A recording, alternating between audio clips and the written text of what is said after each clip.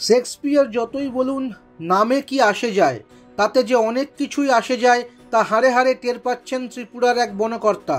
কারণ এক সিংহ এবং সিংহীর নামকরণ করার দায়ে ত্রিপুরার বিজেপি সরকার সাসপেন্ড করেছে তাকে। ইংরেজি দৈনিক টাইমস অফ ইন্ডিয়ার একটি প্রতিবেদনে এমনটাই জানানো হয়েছে। সম্প্রতি সিংহ এবং সিংহীর নামকরণ বিতর্কে জল গড়ায় হাইকোর্ট পর্যন্ত।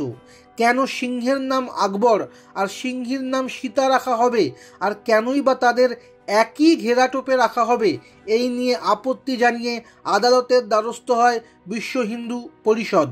বর্তমানে শিলিগুড়ির সাফারি পার্কে ওই সিংহ আর সিংহীকে রাখা হলেও তাদের দুজনকেই গত 13ই ফেব্রুয়ারি ত্রিপুরার বিশালগড়ের সিপাহীজলা জুলজিক্যাল পার্ক থেকে নিয়ে আসা হয়। এ রাজ্যের বন দপ্তরের তরফে জানানো হয়, ত্রিপুরাতেই ওই সিংহ আর সিংহীর নামকরণ করা হয়েছিল, নতুন করে কোনো নামকরণ করা হয়নি।